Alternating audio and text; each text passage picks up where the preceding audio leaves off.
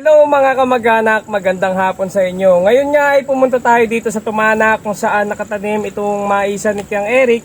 Ang variety nito mga kamag-anak ay Sweet Fortune ng Ramgo Seeds. So pipitasin na to mamayang gabi mga kamag-anak. So tara, libutin natin. Let's go! Ito nga pala mga kamag-anak yung pipitasin na mais mamayang gabi. So itong hilera na to tsaka yung nasa ibabaw na yon. So dito nga mga kamag-anak sa bungad ay hindi ko alam kung yung may-ari yung kumuha na itong mga bunga or meron talagang bumawas. Kaya kung makikita nyo mga kamag-anak wala nang laman. Ayun mga kamag-anak ko, makikita nyo rito. Ayan na ang daming bawas pala.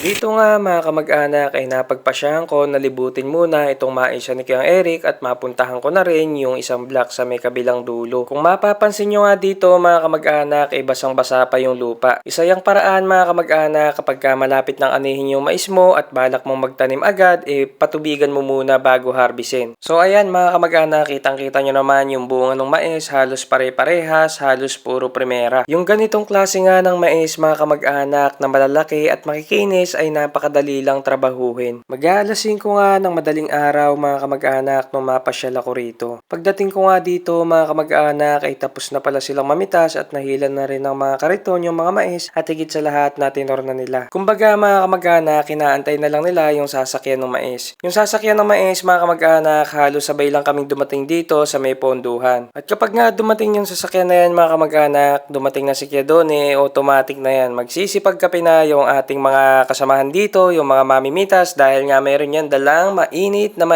na pandesal. Pagkayaring ang magkape ng mga kasama natin dito mga kamag-anak ay sinumulan na nila yung pagbibilang. Kung makikita nyo mga kamag-anak, sabayan yung pagbibilang. Dalawa sa kanan, dalawa sa kaliwa. Bali 2 tao yung may-ari nito mga kamag-anak. Isang 2 kilot 1/4 yung tanim tsaka isang 3/4. Nakakwentuhan ko nga yung may-ari mga kamag-anak si Kuya Eric at ang sabi nga nung daw alas 7 ng gabi meron daw nangunguha uli ng mais. So 2 bunto na yung napipitas at nahuli niya sa akto. Kumbaga mga kamag-anak, nung umaga nawala na siya tapos nung gabi kung hindi siya nagbantay mawawalan uli. Napakakinis nga ng mais na to mga kamag-anak. Sabi nga nung may-ari ay 2 beses lang siya nag-spray nung maliit pa yung mais tapos pagkayari nun 3 o 4 na beses ata siya naglagay ng Proclaim. Yung Proclaim mga kamag-anak yun yung inilalagay sa white sun na sinala. Tapos yun yung ibinubudbud dun sa may dahon ng mais, dun sa may pinakaubod o sa pinakatalulo na yung ginagawang pag-apply dyan mga kamag-anak parang yung paglalagay ng reagent nung araw. Hanggang sa bago mag-ulay yun mga kamag-anak, puro yun yung ina-apply. So isang Proclaim sa 12 kilong white sun. Nung magkapuso naman yung mais mga kamag-anak, ang spray ng may-ari ay yung Exalt. So yung Exalt mga kamag-anak ay napaka-effective, yun nga lang medyo may kamahalan. Kulang 8,000 primera nga yung nakuha nung 2 kilot 1/4 mga kamag-anak at 2,000 segunda mahigit. So bali 10,000 mahigit yung good niya mga kamag-anak at sa tansya ko mga kamag-anak ay kulang 70,000 yung pagbibilan nito. Pag sinabi nating 7.5 mga kamag-anak, ibig sabihin yung primera o yung pinakamalalaking klase ng mais ay 7 pesos each.